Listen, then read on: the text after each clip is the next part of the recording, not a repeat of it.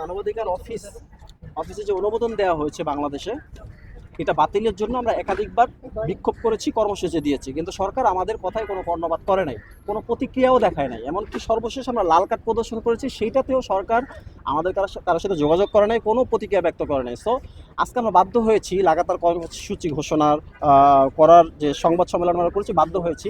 সেটা হচ্ছে যে সরকার কেন 24 ঘন্টা আজকে সময় দিয়েছি, 24 ঘন্টার মধ্যে সরকার যদি কোনো প্রতিক্রিয়া না দেখায়, অর্থাৎ এটা বাতিল করার, জাতিসংঘের মানবাধিকার অফিস বাংলাদেশে অনুমোদন বাতিল করার যদি কোনো ঘোষণা না দেয়, তাহলে আমরা কঠোর থেকে কঠোর হবে এবং লাগাতার কর্মসূচি চালিয়ে যেতে বাধ্য হব।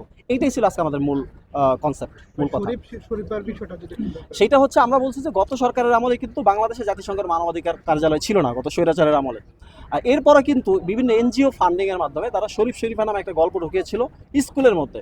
তো আজকে যাদের ওয়েবসাইটের মধ্যে লেখা আছে যে এম্পাওয়ারিং LGBTQ, অর্থাৎ এই যে সমকামিতা বা ট্রান্সজেন্ডার, এইগুলোকে যারা প্রমোট করে যেই সংস্থাগুলো, এর মধ্যে অন্যতম একটা হচ্ছে মানবাধিকার কমিশন জাতিসংঘে। তো তাদের ওয়েবসাইটের মধ্যে লেখা আছে। সো তাদের যখন অফিস ঢাকায় হয়েছে, সো এইটা শুধু এখন স্কুলে থাকবে না, সকল বিশ্ববিদ্যালয়, মাদ্রাসা, কলেজ, সব জায়গায় ছড়ায় যাবে, শিক্ষা ব্যবস্থা পুরো নষ্ট হয়ে যাবে।